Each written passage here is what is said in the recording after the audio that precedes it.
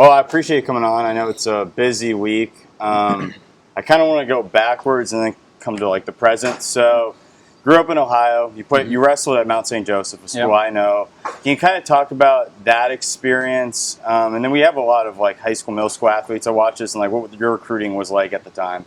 Went to college at Mount St. Joseph. I went to high school at Lakota East High School. It's in Westchester, Ohio. And the funny thing is, I got into wrestling because of MMA. I had started doing boxing and jiu-jitsu before I started wrestling. And there was one night me and my dad were sitting down watching a pay-per-view. And we noticed all the champions were wrestlers. And my dad said that, and I was like, I'm going out for the wrestling team next year. That was 8th grade. So 9th grade, I started wrestling in high school. And I was so gung-ho on MMA that I wasn't even going to go to college. I had plans on being a firefighter and just fight amateur and go pro. And then after my senior season, I started to like really catch my stride in wrestling. Like I started to really find the love for the sport. I was getting a lot better, and I felt like I had a lot more to offer. And I didn't have any recruits because I told my coach that I didn't have any interest in going to college, so he didn't even really push it. And then all of a sudden the season ended, and I wanted to keep wrestling. I still had that hunger for it, and he reached out to Mount St. Joe because one of our assistant coaches was a wrestler there. And they got me in. I went for a visit, and it was like, all right, let's do this. So wrestled at the Mount for 4 years. It was an amazing experience. Loved it. And, I give like the advice that I wish somebody would give me then is like a lot of kids they just want to do the high school sport and then be done and move on, go to school, do the whole partying thing and all that. But I'm like, you can party, do all that stuff for the rest of your life. Like, take that opportunity to play 4 more years of the sport you love. Like, enjoy it. Like, I wouldn't change anything about that, and I'm super happy that I ended up going to the Mount. It's a small school, but it was just what I needed because the classrooms were small. Like, I got to know all my professors one-on-one, so you get help with the teachers and the grades, and then it's wrestling and D3. That's why I did small school too. It's like I don't think I would have done well in a big school, honestly, especially when they're not checking your attendance and all that stuff. If I'm not getting attendance checked, I'm not showing up. Yeah, that's same here. Because for me, it was, my bad. For me, it was always just sports. Like, I ended up, like, everything was sports. My parents, I frustrated the hell out of my parents with my grades because they always knew that I was a smart person. I just didn't really apply myself. But then when I got to college, started doing classes that I liked and focusing on stuff, then all of a sudden, the grades weren't an issue anymore. But yeah, it was an awesome experience. I met a lot of lifelong friends. I met my wife at that school. So I think everything happened for a reason, the way it was supposed to. And I wouldn't change a thing about it. Yeah, so growing up, did you play any other sports other than wrestling, or is it always just this kind of route? No, as a kid, I was that dude that was in a different sport every single season. I love playing sports. I played baseball, football. I played soccer for a little bit. It wasn't really my thing. I was a big hockey player. That was my thing. I wanted to be in the NHL from like age 7 to about 16. And then around like 15, 16, we started watching MMA and stuff, and I wanted to try it out. And a gym around the corner from my house, JG MMA, it's George Gerzel's gym, opened up, and I asked my dad if I could go over there just to try it out. And I say like cross training for hockey to get in better shape. And first day I went in there, fell in love with it, and that was the end of that. I quit hockey the next year and went all in on MMA. But yeah, I did all kinds of sports growing up. Yeah, we always kind of talk about it. A lot of kids nowadays, they specialize in one sport. I'm like a big proponent against that. With your fighting career, do you think playing a bunch of different sports helped you eventually, like, to now? Oh, absolutely. I think it made me the athlete that I am today. And like, you even hear some of the greatest players of all the other sports out there, like Wayne Gretzky was that kind of guy. And look at him. He's the best NHL player of all time. And I think that you need to have that diversity in sports to build your athleticism. And then, of course, the older you get, you can start to narrow it down and focus on 1 or 2 sports. But I think as a kid, have fun. Like, nothing really matters at that point anyways besides having fun. And so I'm big encouragement for playing all kinds of sports. I have 2 kids myself, a 2-year-old and a 4-month-old, and I'm going to put that dude in every single sport until he finds what he loves and go from there. Yeah, they'll figure it out, and that's normally what they're best at. So I'm kind of interested, from your like first fight to now, how have you kind of grown as a fighter and just as a person? I don't even think I'm the same person that I was my first fight, like first few fights. I only had 2 amateur fights and skipped it because I wanted to go pro so badly. So I went out to South Dakota and went pro because the athletic commission there's pretty lenient. Because here in Florida you have to have 5 amateur fights before you can go pro. And that's another thing of advice I give people is do as much amateur fights as you can, get that experience, because I've had to learn a lot of lessons on the pro scene. Like my first war dog fight, I had to do that on the pro scene. Like you want to go through that stuff as an amateur, and but I did it on the pro scene, learned, and I feel like every single fight I evolved and got better and better and better, and I'm still pushing the boundaries and getting better. Like this package that I'm bringing on Thursday night is going to be completely different than the one last November.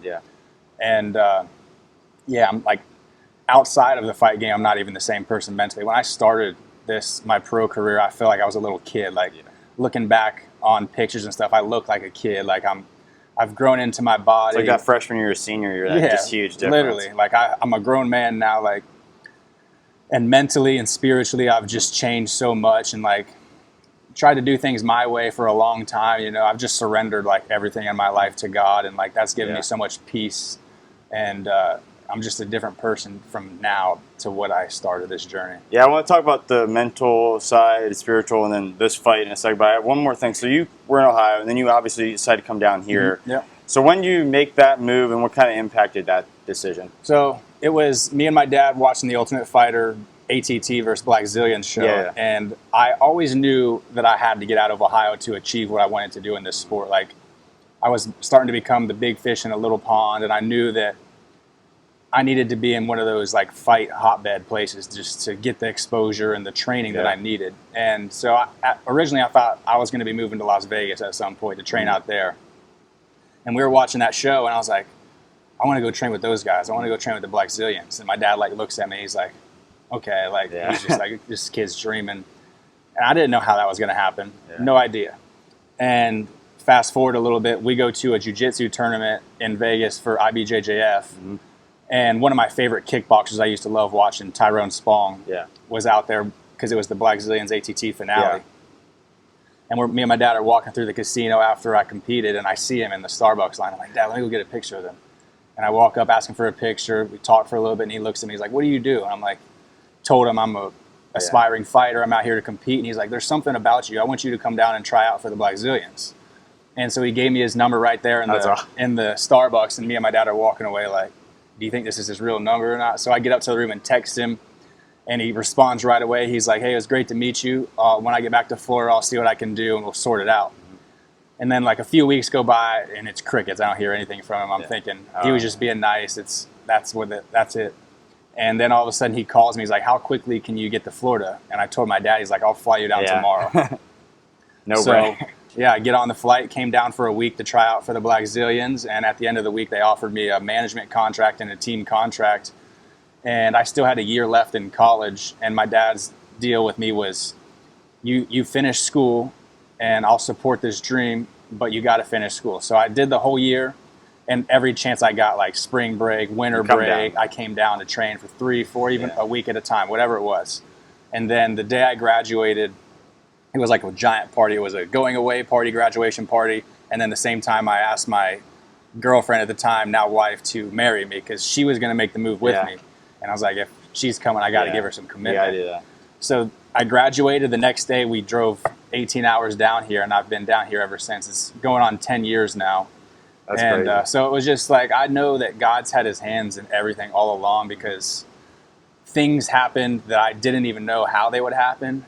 But everything just fell into place. I completely agree. That's kind of what happened with me. I was working March Madness, and I really didn't have a job at the time. And I posted something on LinkedIn. My mom's pickleball friend, like her husband owns an ad agency down here.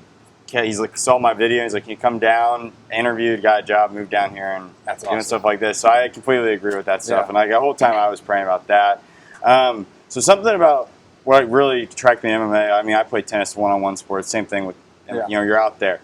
Big thing is the mental side of the game. Can you kind of talk about that? Obviously, like when you're out there, it's completely different, and then when you're leading up to a fight, completely different. Can you kind of talk about those two things? Yeah. So leading up to the fight, you know, far out, you don't really think too much about the fight. You're just so locked in on fight camp and just getting through the week. Especially at our gym, Killcliff, it's like it's brutal trying to make it Monday to Friday every Yeah, practice. And you deal with, coach as well too, right? Yeah, I coach the developmental program there, and then I'm a high school wrestling coach as well. And just all the jitters and anxious thoughts and all that stuff start to creep in the closer you get to the fight. And I always tell everybody in this game, especially at the level that we're at, this is 90% mental, 10% physical. Like, we've all got the physical attributes and the skills, but it's all like what's up here. There, And I work with a great mindset coach. His name's Eric Manuel. And we do like a weekly phone call and talk through things or whatever I'm going through that week. And it just keeps me dialed in and focused. And something I've learned throughout the whole process is, like, the fight's going to come no matter what. Like, sitting and thinking and like, what if this and that, worrying and all that stuff, it's just wasted energy, like, the fight's going to come. Don't worry about that. Like, I've learned to be right where my feet are in the present moment. Like, right now, I'm not even worried about weigh-ins tomorrow morning, even though I'm freaking hungry.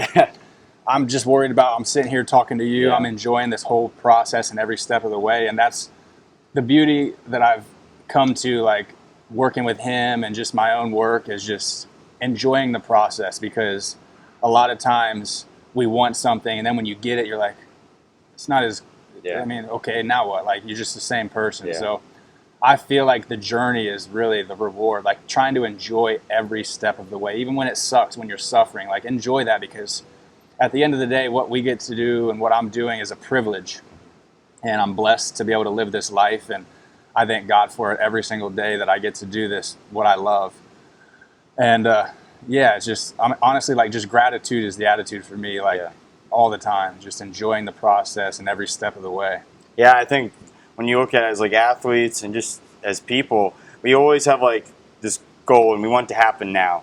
But to get to that goal, there's a lot of small goals and a lot of things you have to do. So in this camp, what were some of those small goals you wanted to achieve to prepare you for best for Thursday? So it's like I would have little skills and techniques that I wanted to work on, that I want to display in the fight. And each week, you got to iron out the wrinkles, because when you first try it, it's not going to work the way you want to, and you just keep working at it, and just checking off those little goals. Like, I'm big on setting small goals, because those compound bigger and bigger, and then all of a sudden now you're getting the big goals. Like, you can't just focus on the big prize and then forget all the work. A lot of people want things right now, but they don't. It's the process and the work and the sacrifice that you got to put in to get that. And so just making small goals, checking them off, like, every single week, do this, like, make it through all these workouts. Then, like, Friday night comes, me and my wife always have, like, burger night. So it's like, that's my reward for the week, is I got through, did everything I wanted to do. It's like, you have the big goal down the road, but it's there, but there's a lot of things in between that you need to accomplish along the way and focus on. So that also helps break up fight camp mentally and physically. It's just checking off little wins. You're just continuing to stack wins. Final few questions. Don't want to take too much of your time, but so being so close for this fight, so what's kind of fight week look like for you? I don't think a lot of people realize, like, when you get in, like, here, like, Sunday time, or like. I came in and checked in on Sunday. It's been awesome for me, because I have, like I mentioned, I have 2 kids at home, 2 under 2. Well, the other one's 2 in a couple months now, but he's crazy, full of energy all the time. And then my daughter's 4 months, and we're trying to get her on a schedule sleep training. So ever since I've checked in on Sunday, I've been at the most peace I've been in a long time. My sleep's gone through the roof. When the sleep should be getting rough because you're weight cutting and all that stuff, my sleep's getting better. Like, I'm enjoying the peace and quiet, but it's nice because I've been bouncing back and forth, and I've got all my stuff here, my gym and recovery and all that. So it's nice to be right here in my backyard. But at the same time, it's been nice to escape and just start to lock in and dial in and get into that mindset that I'm going to be in for Thursday night and focus. So we always ask these 2 questions. So what's the best piece of advice that you've ever heard? Enjoy the journey. Like what I just mentioned is like, I'm really close with Kamaru Usman, and I train with him a lot. I've helped him out with a lot of fights. He's helped me out a ton.